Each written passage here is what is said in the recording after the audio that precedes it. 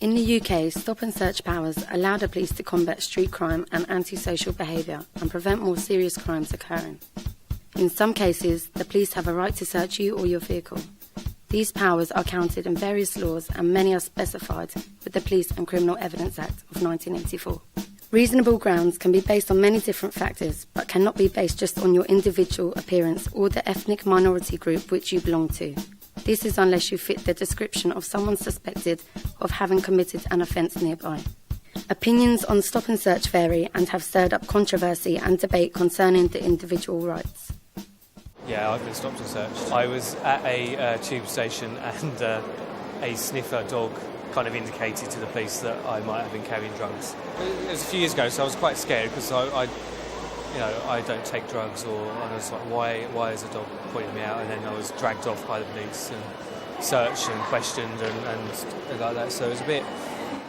They never found anything, I have to say.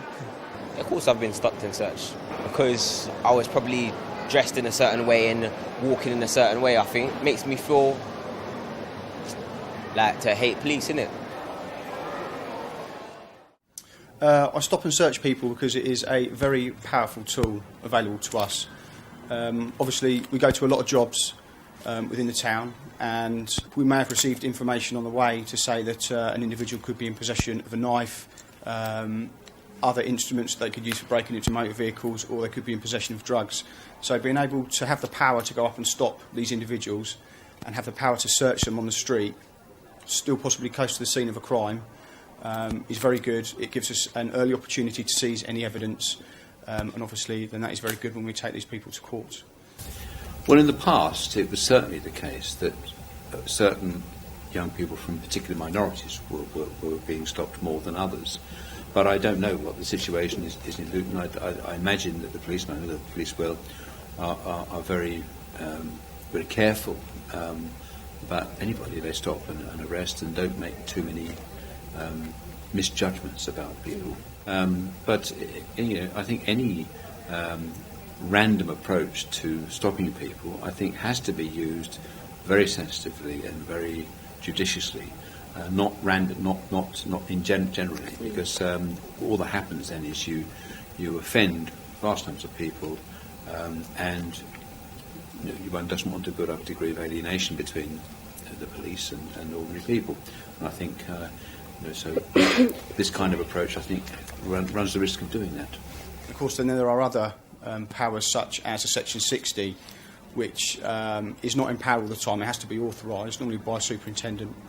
That gives us the power to stop anybody within that specified area for any reason. We don't even have to have a reason. We can just stop and search them.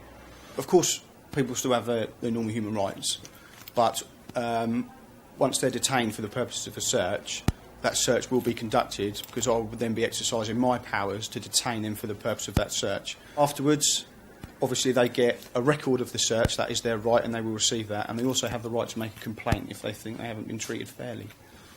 I think that the police have a right to be able to stop and search people if they have a legitimate reason to search them, because searching them purely based on appearance is really wrong, because they may not even be doing anything wrong. But if you know of somebody that has done something wrong previously, then they have every right to stop and search them. No, I don't, actually. I think it leads to a lot of discrimination, and I think it's an excuse to kind of target a particular part of the population who are deemed to be terrorists, or to cause some kind of problem in society.